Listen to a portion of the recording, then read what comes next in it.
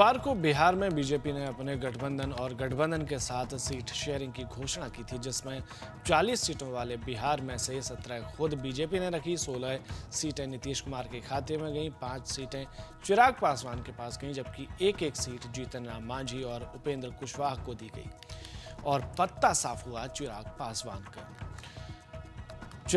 पत्ता साफ हुआ पशुपति पारस का। पशुपति पारस अब एनडीए से नाराज हैं और अपनी नाइंसाफी को अब भुना रहे हैं। साथ ही उनकी विपक्षी गठबंधनों से बातचीत तेज है। दूसरी तरफ चिराग अपने चाचा पर 20 साबित हुए तो सुर्खियों में आ गए। एनडीए में सीट बंटवारे को लेकर अब चिराग पासवान की सीट भी फाइनल हो गई है। इसका ऐलान खुद चिराग पासवान ने मीडिया के सामने किया है।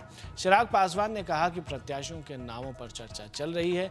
कुछ नामों का सुझाव बिहार संसदीय बोर्ड द्वारा आया है, उस पर भी चर्चा हुई है।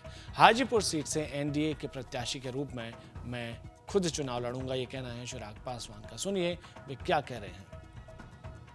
चुनाव है और अधिसूचना जारी हो गई है और सीटों का बंटवारा भी हो चुका है, चयन भी हो चुका है। प्रत्याशियों को लेकर और चुनाव में क्या क्या मुद्दे रहेंगे, क्या रणनीति होगी, इन तमाम विषयों को लेकर पार्लियामेंट्री बोर्ड की ये सेंट्रल पार्लियामेंट्री बोर्ड की ये बैठक है।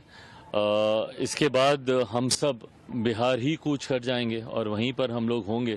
तो उससे पहले पार्लियामेंट्री बोर्ड की सेंट्रल पार्लियामेंट्री बोर्ड की बैठक से कई ऐसे प्रस्ताव हैं जिनका पारित होना ज़रूरी है, कई ऐसे फैसले हैं जो लिए जाने ज़रूरी हैं। उन्हीं तमाम बातों को मद्देनज़र रखते हुए आज ये बैठक बुलाई गई है। लेकिन कहा जा रहा है कि उसमें आपके नाम पर भी मुहर लगेगा हाजीपुर से चुनाव लड़ने को लेकर। जैसे मैंने कहा, तमाम ये सारे विषय हैं, इन तमाम विषयों पर चर्चा होगी और जो जो फैसले लिए जाएंगे वो साझा किए जाएंगे। आपके पार्टी के प्रत्याशियों की सूची का भी लोग इंतजार कर रहे हैं बिहार में कि कब आएगा सूची। मुझे लगता है बहुत जल्द, क्योंकि पहले फेज के अब नामांकन भी शुरू हो रहे हैं। तो ऐसे में और पहले फेज में जमुई लोकसभा का